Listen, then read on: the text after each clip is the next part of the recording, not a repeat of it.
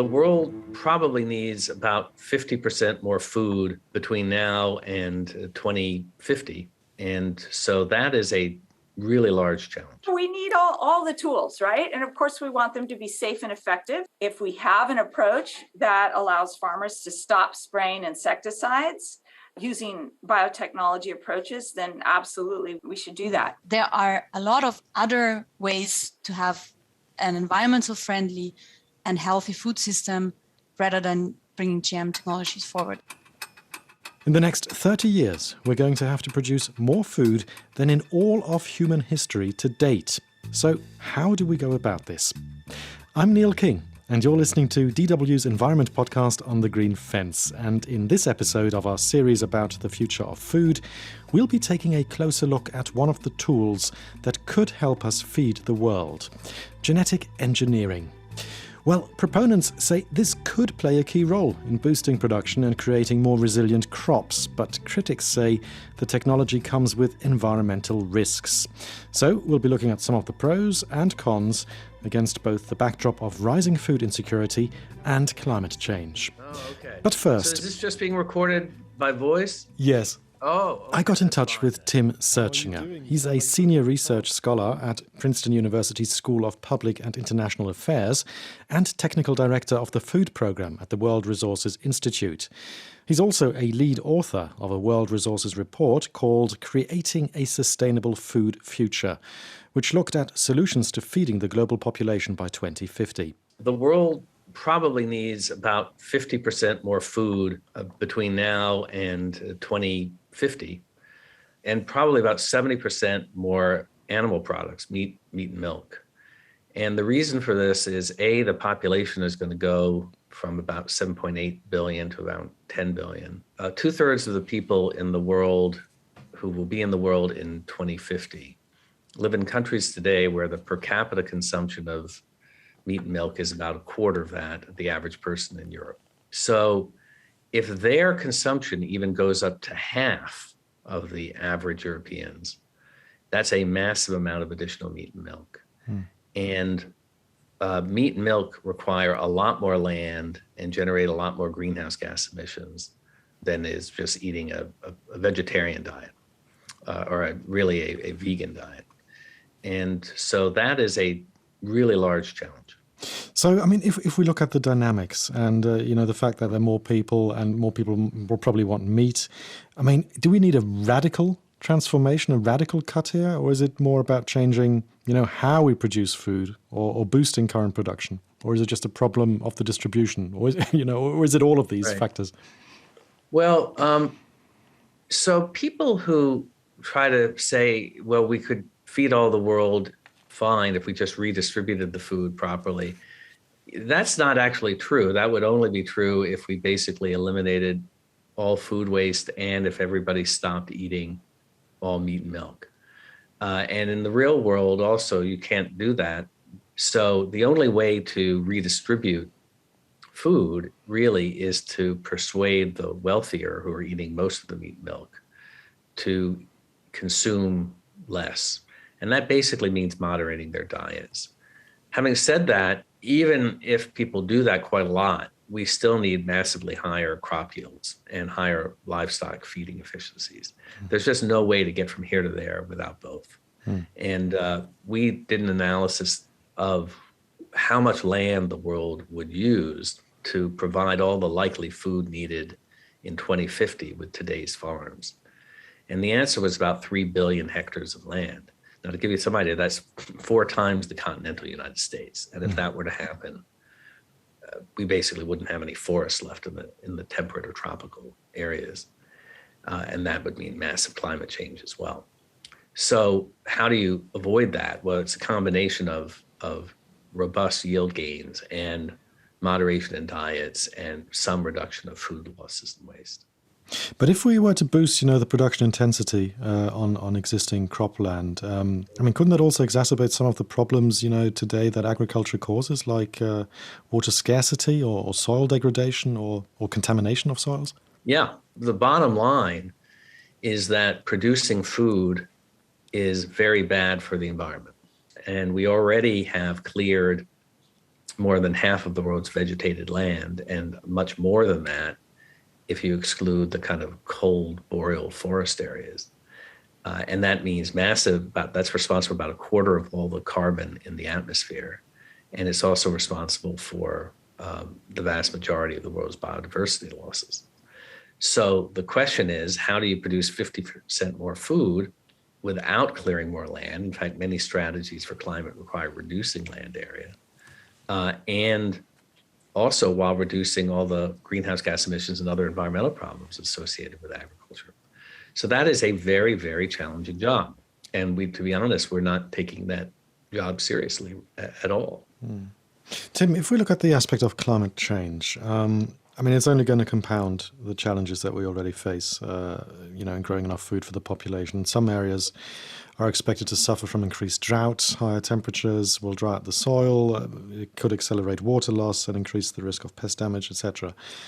How worried should we be about the impact of climate change on our land that, we've relied on up until now? Well, we should be concerned about that.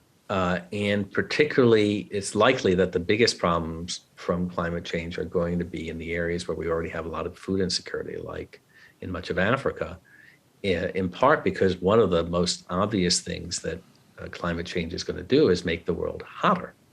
And most crops have real problems when it gets too hot. On top of that, there will be places where it will be dangerous to be out in the field because of the heat most of the time. And there'll also be greater variation in rainfall, and that's a problem everywhere.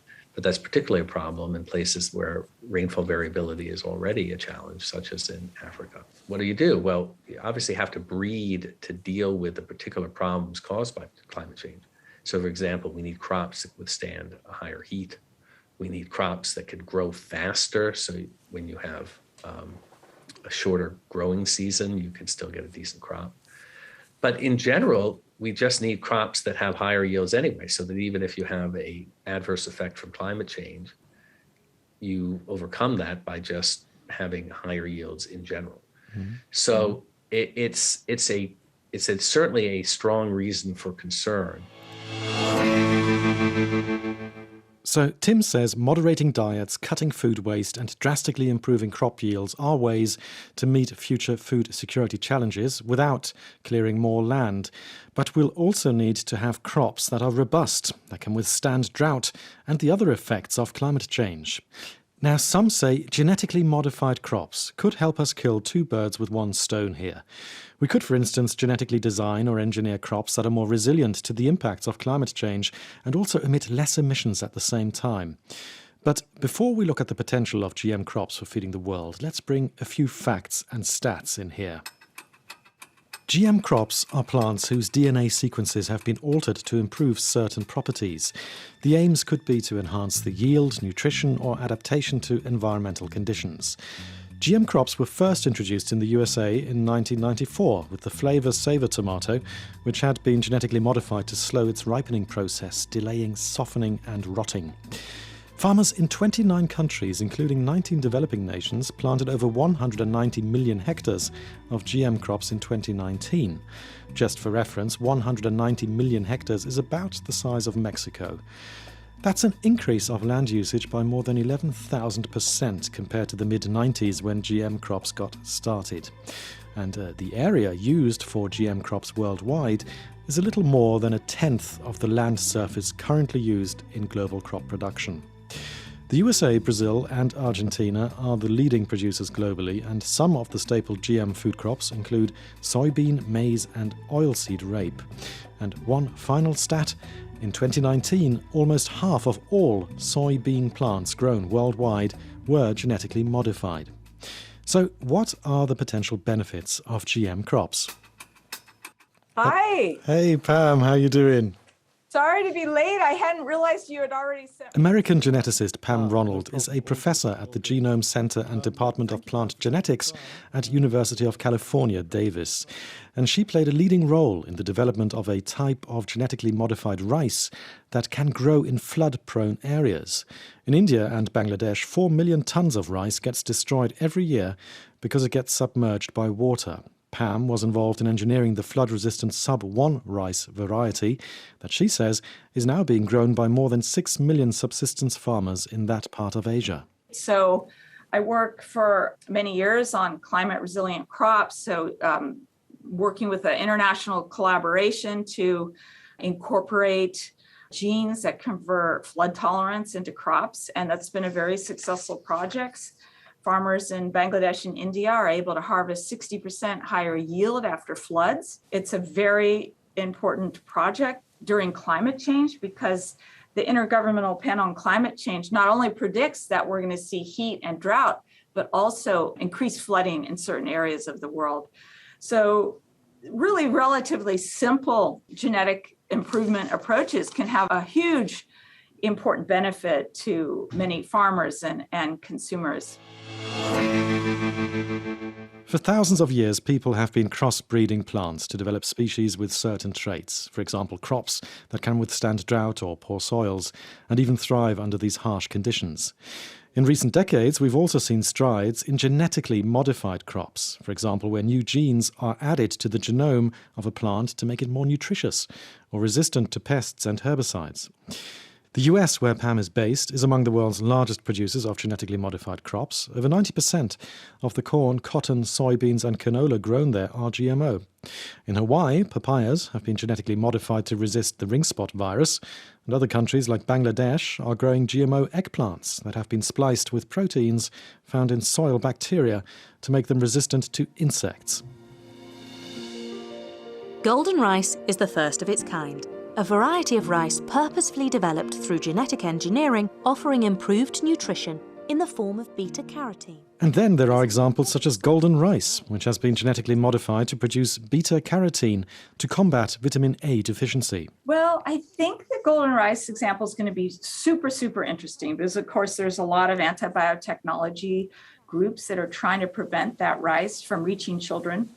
500,000 children go blind every year. Half those children die because of lack of access to vitamin A. I think in the Philippines, where it will first be grown, there's been many years of sort of social science and engagement with communities talking about golden rice even before it came out. So I think as a parent, if you're a parent and somebody says, well, you know, there's this golden rice, it has a compound that's produced in carrots. You don't have carrot in your farm here. So if you grow golden rice, your children will likely be healthier and, you know, not be blind, not die. I mean, as a parent, you would not hesitate very quickly if that was coming from a reputable source. But GMOs are controversial and unpopular among consumers. Surveys show that consumers also find the idea of GM food hard to swallow. An opinion poll from 2020 by the Pew Research Center found widespread skepticism about the safety of GMOs.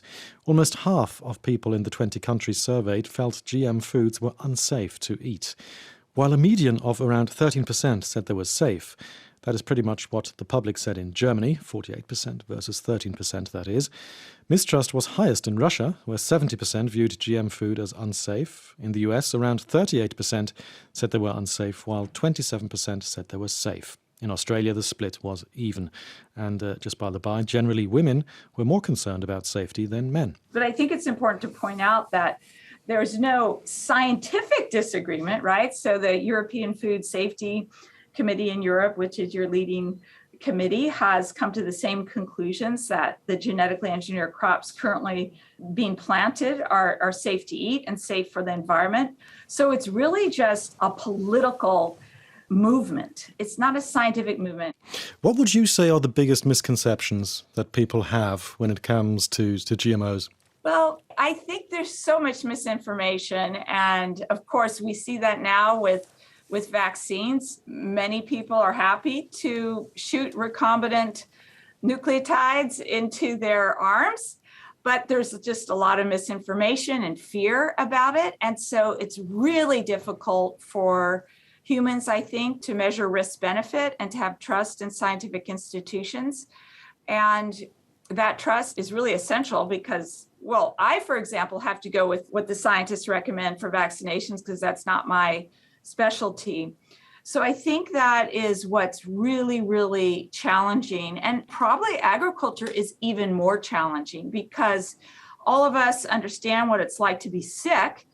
We've had somebody that has probably died from a very serious disease, but very few of us in Europe and the United States are actually farmers and see the challenges that farmers are facing. And even fewer of us are suffering malnutrition and food insecurity. So I think agriculture is a level above in difficulty for your average consumer to understand the really important issues that we're trying to address with biotechnology and other approaches in agriculture. And if we have an approach that allows farmers to stop spraying insecticides using biotechnology approaches, then absolutely we should do that.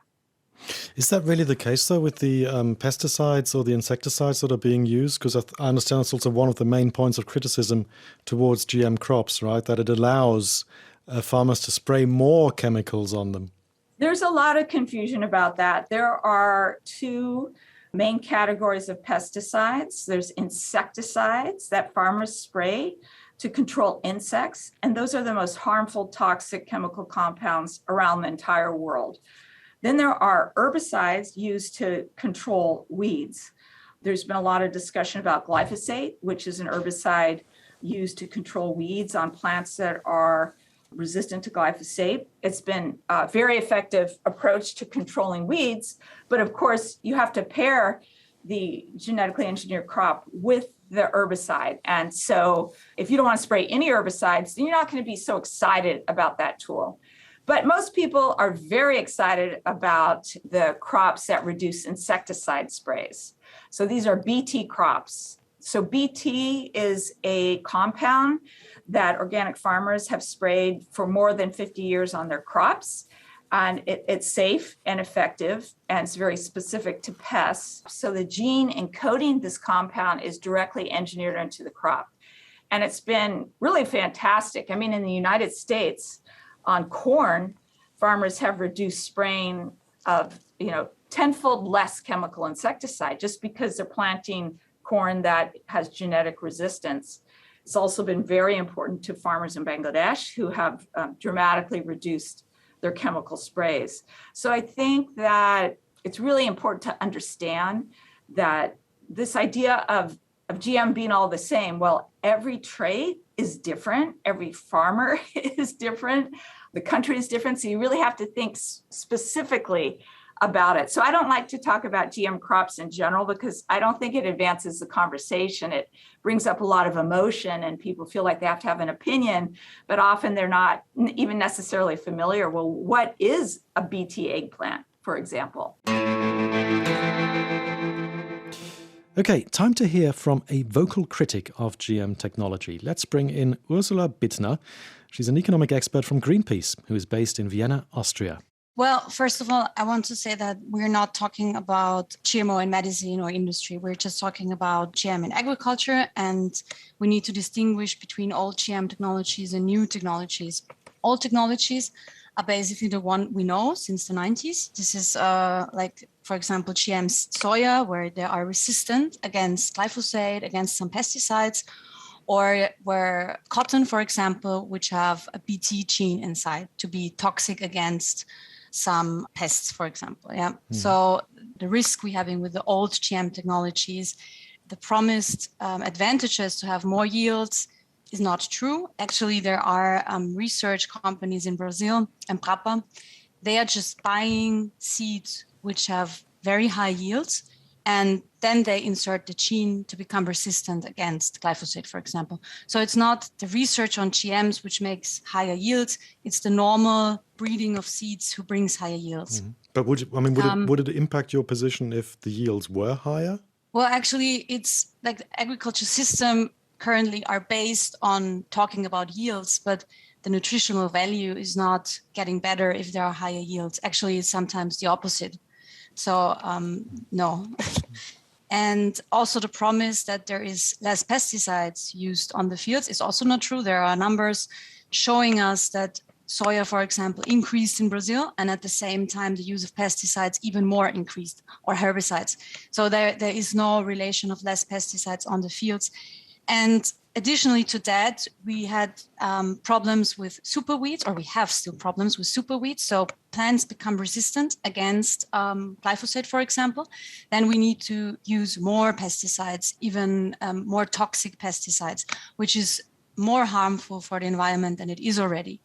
And one very important point is that it supports tremendously a system of agriculture where you have monocultures over big fields, and you do not have any crop rotation. You don't have corridors for insects or any other animals to cross over. You have harm of people where they spray pesticides with airplanes over the fields, and you destroy small-scale farmings who live from their products. And that are all problems we're facing already. So this is not something we think will come in the future. This is already a big problem. And the new technology, the new GM technologies, the genome editing techniques, this is something discussed at the moment, but we are expecting that there are maybe also negative effects on environment and our health, because there is not enough research to know if there is not any risk for the environment to not play around with changing the DNA of plants. And what we want is that this new technology are seen as GM, because only then we can have a risk assessment and a labeling as GM. This is basically the discussion at the moment, and this is basically that what Greenpeace is saying. For all GM technologies, and in Europe, the Court of Justice said it is GM, we need to have risk assessment, we need to have labeling. Okay, but I mean, I did come across this example also in one of the interviews. It was the golden rice example that also the geneticist cited, where rice was, vitamin A was basically added to the rice, and it helped people in developing countries where there was a threat that people might actually go blind because of vitamin A deficiency. I mean, surely these are positive examples from a humanitarian perspective. But this is like having not a nutritional agriculture system, like a system where you get high nutrition out of your agriculture, out of the production you're having in your country, is related to an industrial agriculture where monocultures are promoted. We had the Green Revolution, so to say, where they sell a lot of seeds to farmers, sell them pesticides, promised higher yields, and at the same time getting a less nutritional value. And I think it's a very, not long perspective to just say we play around with genes and making a vitamin A rise and then problem is solved. We need to have a change in our whole agriculture system. We're facing it at the moment also with the war of Putin to Ukraine. We see how not resilient our food system is and how easily we can be kind of, affected by a disruption on the world market. And I think this is something we need to cope with, and not saying we just use technologies like GM and then problems are solved. So is there any middle ground in this rather polarized debate? Well, it's tricky. Let's bring back Tim Searching at this point. He acknowledges that GM technology isn't without its problems, but we think both the detractors of genetic engineering and the advocates have kind of oversold their messages. And in the end, we think genetic engineering can and probably should play a role going forward, but it's only a partial role. Now, the reason for this is that most of the debate has been around basically two traits from genetic engineering. One is Roundup ready or glyphosate ready crops, which allow farmers to not plow up their land and instead just use glyphosate as an herbicide to control weeds. And then the other is something called BT crops, which basically produce a kind of a natural pesticide that works against insects. And you can argue about the merits or costs of both of those. The real potential cost of both of those is that you can breed resistance over time. In each case, the pesticides being used are less bad than alternative pesticides, but particularly in the case of Roundup already, we're seeing a lot of weed resistance. So you can have a real genuine debate about whether those innovations were good or bad, particularly Roundup ready crops. But that's only a small fraction of what genetic engineering can do. So for example, there's some prospect that we could have a rice variety that produces much less methane simply by inserting a gene from a barley crop. And we don't see any problem with that at all. There's no real evidence of human health risks as a whole from the technology. That could bring, sorry, Tim, that could bring down methane emissions by 30%, I understand from your report, right? Well, that could be. Yeah, we don't know. We can see that's simply still in development. And there are just lots of other prospects that we could use genetic engineering for. And it blends with other things. Now, you have CRISPR, which is this, what really changed things, I think, is CRISPR, which makes it a lot easier to knock out genes as well as to add genes. By the way, the acronym CRISPR stands for Clustered Regularly Interspaced Short Palindromic Repeats, and is a type of gene editing technology that allows scientists to easily remove, alter, or add sections of DNA. It doesn't typically involve adding genes from another species, but it makes it possible to make precise changes to an organism's genome. And it was this very technology that was used to develop the golden rice example, so the technology that Ursula is particularly critical of. Okay, now back to Tim. He says gene editing could dramatically speed up the way crops are bred, something that could be crucial in our race against climate change. It used to be you have to grow a whole crop and then see which crops actually expressed the genes that you were hoping for and had the traits that you were hoping for, and then start again. Now you can do breeding and very quickly determine, even before you've grown the crop fully, whether or not it has the trait that you want, and then you can move on more rapidly. There are a whole range of new breeding techniques, and I think that opens up, that's part of the possibility. Some of them would be called genetic engineering. Some of them would not be called genetic engineering. They're just kind of improved ways, if you think of kind of conventional breeding. But they all involve basically a much better understanding of the genetic code of our crops. Okay. So there are a bunch of possibilities of what these traits might be able to do. And we need to basically pursue all of the above options. Now, one of the main aspects that I personally find very intriguing when it comes to GM crops is, especially against the backdrop of the climate emergency, Tim briefly touched upon it, and that is the potential to create crops that result in less greenhouse gas emissions. Just a reminder, agriculture accounts for around 25% of all greenhouse gas emissions worldwide. Now, according to a new study published in the journal Trends and Plant Science, the European Union could reduce its agricultural emissions by up to 10% if it adopted genetically modified crops more widely across its farmlands. I thought Ursula might welcome the potential of GM crops to reduce greenhouse gas emissions. I don't see the benefits of the environment. That's the problem. And at the same time, we're using cash crops like soya or corn to feed our animals. Like, as I said, 70% of all agricultural land worldwide is used for producing feed. And we could easily change that if we eat a little bit less meat, for example, or an animal products. There is so much land free for producing food directly. And if you have a crop rotation, for example, like if you bring back legumes into the agriculture system and you have a better crop rotation, you have even a period where you don't cultivate anything to give the soil kind of a rest, that is scientifically proven that it reduces the pressure of wheat, and then you have better yields. It's the same with organic agriculture, for example. We know that organic agriculture, maybe in total there are lower yields, but it is more resilient to changes of climate, for example. If you have a drought period, the yields of, let's say, potatoes, organic potatoes, are more stable than when you have conventional potatoes, for example. What also struck me doing this episode was just how different certain countries or regions are dealing with this issue. You know, GM crops they're widely grown in the US and Brazil, for example, but growing them is banned in many European countries, including Germany. And ironically, or you could also say hypocritically, the EU still imports GM crops for livestock. And Europe is the largest regional consumer of GMOs in the world. But why is there such a stark difference between Europe and the US when it comes to growing genetically modified crops?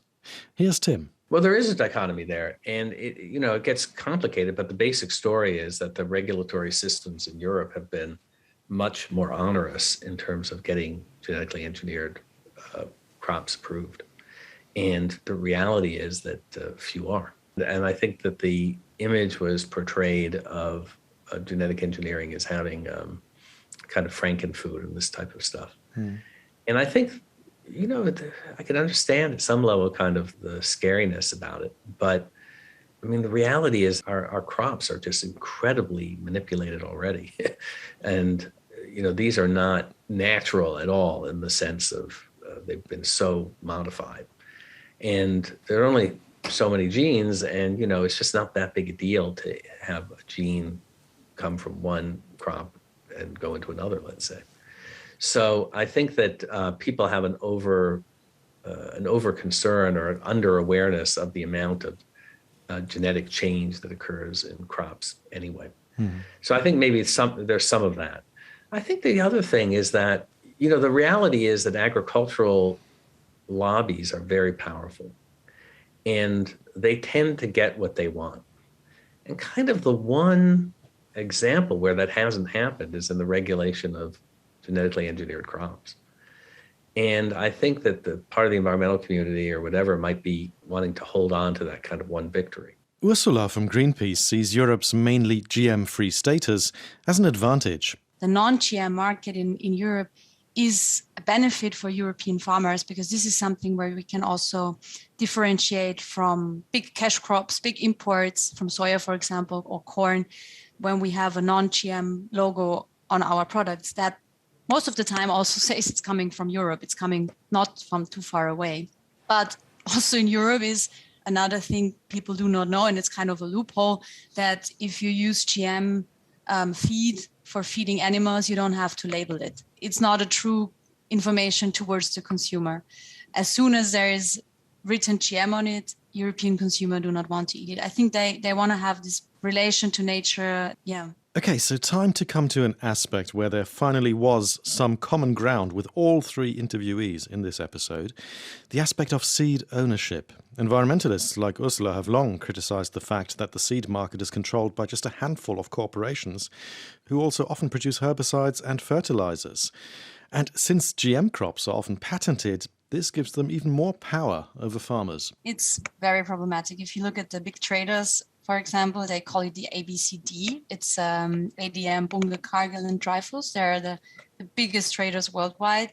They own and invest in land. They drive deforestation. Even after Bayer bought Monsanto, it's even more concentrated now, together with Syngenta and DuPont. That's the biggest global seed markets. And they are often have also the pesticide market. So they bring seeds and pesticides at the same time to the farmers, and farmers become completely dependent on those companies. And the problem is that they can easily raise the price, for example. It's not the farmers deciding by themselves what they're producing. It's all decided by little corporations. And another big issue is also that as bigger these companies are becoming, the bigger their influences on governments are becoming, and as lobbyists, for example. That happened with the GM technology in the 90s. So they just, gave the GM seeds to Brazilian farmers, and they used it illegally. And at one point, the government just said, okay, it's legal now, because they could not hold it back anymore. And big corporations also try to influence, next to governments, researchers, what they're saying about risks and environmental concerns in terms of, for example, GM seeds. I would like more diversity in seed companies, but I think that sometimes that is used a little bit confusedly. So organic farmers in the United States and Europe, they buy seed from these companies as well. So it's not just genetically engineered seed. So farming is a for-profit profession. and the United States and Europe. These are for-profit companies. And to me, the real issue is what's going on in less developed countries, food insecure countries. And in those countries, it's the national breeding programs that are developing new varieties, new crops, and those are distributed freely. So for example, golden rice, there's not a for-profit company trying to sell the rice to these poor farmers. This is something that farmers have access to. They can grow the plants, they can self-pollinate the plants, they can replant the seed. And so it's the same in eggplant in Bangladesh. So there's sometimes a little bit of confusion and sort of conflating this issue of for-profit agriculture and for-profit companies, which is really right now typical of Europe and the United States.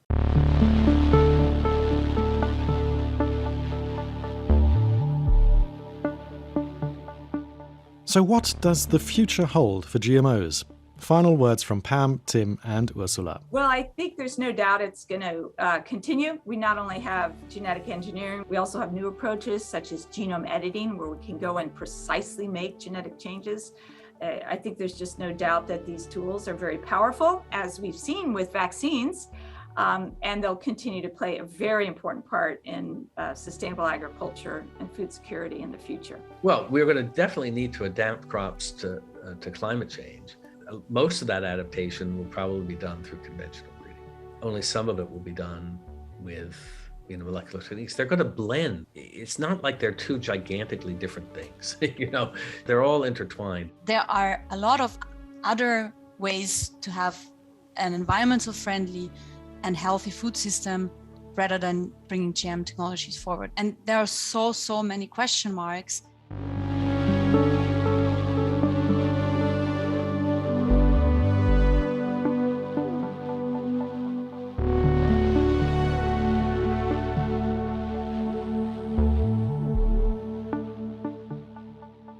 Okay, so time for my main takeaways. First off, personally, I can say that GMOs, to me, they sound like a good idea, as long as they can improve the properties and yields of plants and also, perhaps most importantly, help reduce the carbon emissions of agriculture.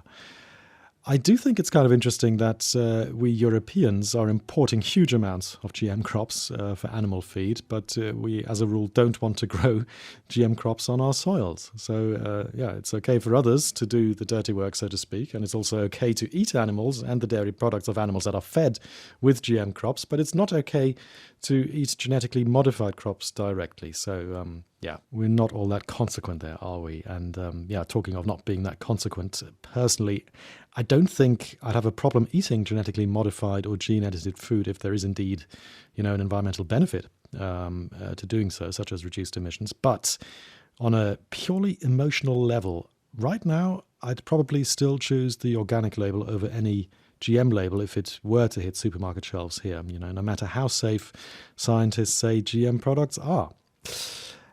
I also feel that Ursula has a very strong point, when she says that there are so many other things we can do and should do before we even start to consider planting GMOs to boost food security. Reducing food waste, eating less meat and dairy would go a long way and also buy us plenty of time and land to feed more people on this planet. I also totally get Ursula's criticism of monocultures, no matter whether these are GM or not, and these also being rather vulnerable to climate change, so something we also have to consider in future. However, having said that, organic farming does require more land space, and if technology such as GM can help us create more resilient crops while using less land and without polluting the environment with pesticides or ruining our soils or biodiversity, if it ticks all those boxes, I think it would be wrong to rule out GM technology. But I do feel, though, that no matter where you are on this planet, any use of GM crops has to be perfectly transparent and closely monitored. And we need to take the time and trouble also, to evaluate it regularly and also on a case-by-case basis. Some things might make sense in certain countries, whereas it doesn't make any sense in others. Yep, so that's my 2 cents for now. Please do let us know what you think. You can send us an email to onthegreenfence@dw.com. In our next episode, we'll be taking a closer look at lab-grown food and the potential this has to feed the planet sustainably. In the meantime, why not write a short and sweet review on Apple Podcasts? We certainly appreciate that a lot. Time to wrap up. Many thanks to my sound engineer Gert Georgi and my producer and colleague Natalie Muller. And of course, as always, a big thank you to you for listening. My name is Neil King. Take it easy and take care.